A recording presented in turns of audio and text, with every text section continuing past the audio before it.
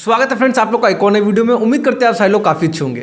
तो फ्रेंड्स जैसा कि कई सारे लोगों का कमेंट आ रहा था कि सर मोहित शर्मा के ऊपर खान सर ने एक वीडियो बनाया हुआ है, मेजर मोहित शर्मा के ऊपर खान सर ने एक वीडियो बनाया हुआ है, उस पर आप लोग अपना रिएक्शन लेके आइए। तो भाई हम लोग को भी लगा यार वीडियो हम लोग भी नहीं देखे हैं, तो लगा यार कि चलो कुछ इंटरेस्टिंग टॉपिक होगा, काफ़ी अच्छा लग रहा है क्योंकि जब भी आर्मी की बात आती है, मेजर की बात आती है तो भाई जाहिर सी बात है यार मज़ा ही आ जाता है, खाली देख के सुन के मज़ा आ जाता है। तो चलो देखते हैं क्या होता है कुछ वीडियो में। तो फ्रेंड्स आप लोग वीडियो में लास्ट तक जरूर से बने रहना। तो हेलो फ्रेंड्स, मेरा नाम है राजीव, मेरा नाम है शिल्पा।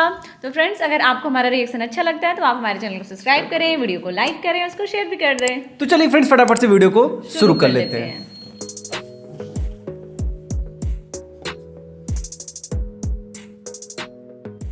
देखते हैं वीडियो में क्या कुछ होता है। पीओके का कितना हिस्सा? 30% हिस्सा। कितना परसेंट है? 30%। इसकी राजधानी है मुजफ्फराबाद, एकदम पाकिस्तान से क्या है, सट के। राजधानी मुजफ्फराबाद। पूरी दुनिया में सबसे बेहतरीन ट्रेनिंग सेंटर आतंकवादियों का कहां पर है? मुजफ्फराबाद। एक से एक ट्रेनिंग होता है। इन आतंकवादियों की मेंटेलिटी समझना ध्यान से। वो कश्मीर मुद्दा को क्यों, वो कश्मीर मुद्दा को हमेशा धार्मिक मुद्दा बनाना चाहते हैं। आप इसको माइंड गेम को समझिए। जिस दिन ये माइंड गेम समझ जाएंगे ना, कश्मीर का मुद्दा खत्म हो जाएगा। देखिए आप बताइए, अगर आपको फौज में लड़ना होगा आप किस तरह का ड्रेस पहनिएगा? कमांडो वाला, बुलेट प्रूफ पैंट, आर्मी वाला, ताकि कहीं भी छुप सके, कहीं भी निकल सके। बूट पहनिएगा, आर्मी वाला पहनिएगा कि नहीं पहनिएगा? लेकिन वो कुर्ता पैजामा पहन के आते हैं धार्मिक, ताकि वो लग सके कि किस धर्म के हैं। आप इस चीज को समझ रहे हैं? कुर्ता पैजामा कभी लड़ने के लिए बनाया गया है। कुर्ता पैजामा गांव के लड़ाई में आदमी फंस के गिर जाएगा।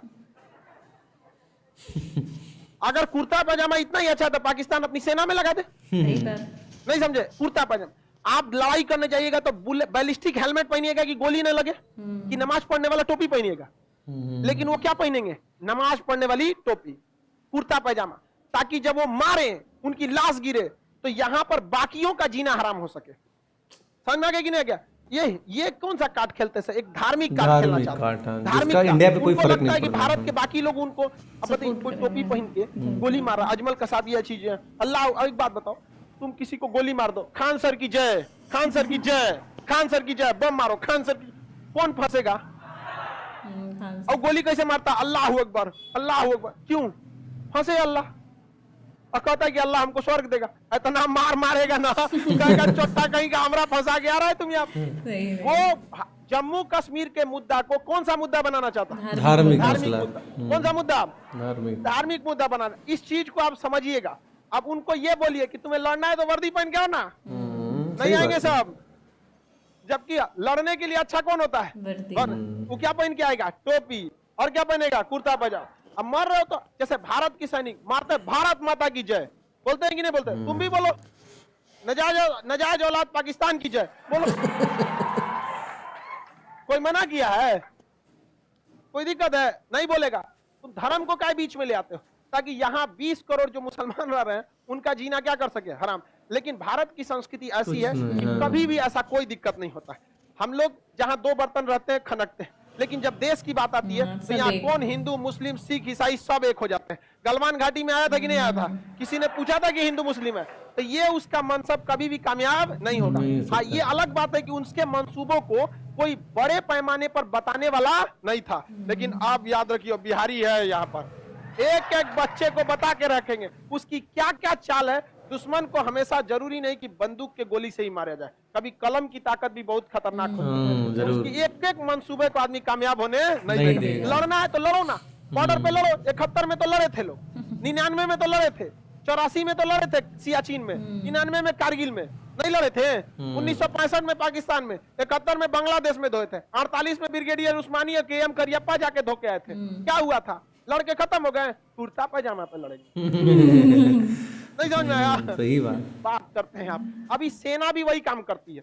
सेना में देखिए, एक पैरा कमांडो थे मेजर मोहित शर्मा, कुर्ता पैजामा पहन लिए, पूरा दाढ़ी बढ़ा लिए और एकदम खूब बेहतरीन ढंग से बन गए, पाकिस्तान में घुस गए। थे कहाँ पे? इंडियन आर्मी के पैरा कमांडो। अस्सलाम वालेकुम, पूरा मिल गए वहां पर और समझते थे इस चीज को, पूरा दाढ़ी वाड़ी बेहतरीन रखे। लेकिन उनके एटीट्यूड पे थोड़ा सा उनको शक हुआ, ये आदमी इतना उसूल वाला कैसे हो सकता है? आतंकवादी रहेगा तो उसूल नहीं रहेगा।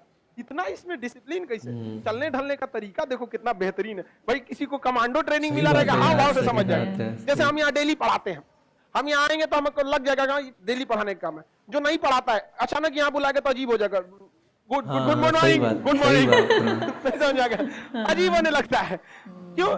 देखिए आप स्टेज पे जाएंगे तो उठपटांग होने लगता है कि नहीं? क्यों? ऐसा नहीं है कि स्टेज बहुत बड़ा चीज है, आपको हैबिट नहीं। अभी हमको किचन में खाना बनाने के लिए भेज दीजिए तो जला देंगे किचन में, रोटी नहीं किचन। रोटी जलाना तो नॉर्मल चीज होता है यार, किचन में जला देंगे। तो मेजर मोहित शर्मा पे डाउट हुआ, उन्होंने हथियार फेंक दिया, कहा कि अगर तुम्हें हमें डाउट है तो तुम हमें मार दो, खुदा देख रहा है हमें जन्नत जरूर देगा। कहा कि अरे यार नहीं ना तुम क्या उन्होंने गलत क्या बोला, खुदा तो देख ही रहा है, देश के लिए शहीद होने वाले को जन्नत सबसे पहले मिलती है। क्या गलत बोला था उन्होंने? उनके दोनों हाथ में लड्डू था, कहा कि मारेगा सब नहीं क्योंकि इसको भी जन्नते का ट्रेनिंग मिला है। अब मेजर मोहित शर्मा को छोड़ दिया, कैंप में ले गया सब मेजर मोहित शर्मा को। अब मेजर मोहित शर्मा देखे, वाह क्या बात है, सब खानदान एक साथ है। रुकिए आप लोग के लिए गिफ्ट लाए हैं, ले इंडियन आर्मी का, धक धक धक घूस के मार दिए वहां पर। उनको पता था कि हम मार रहे हैं हम भी शहीद हो जाएंगे, और वहां वो भी शहीद हो गए। मरणोपरांत उन्हें भारत सरकार ने पुरस्कृत किया था। इतने वीर सपूत पैदा हुए हैं भारत में, यहाँ पर जाके वहां मार के आए थे। तो देखिए इतना, अगर सामने सामने लड़ लो ना, सामने सामने लड़ लो, सोचो तो नहीं तुम कुर्ता पजामा पहन के लड़ेगा, भारत को अंदर से तोड़ेगा। याद रखिएगा, जमीन पर कितने भी कंकड़ पत्थर हो आपका कदम नहीं रोक सकते, लेकिन एक छोटा सा कंकड़ अगर आपके जूते के अंदर चला गया चलने नहीं देगा।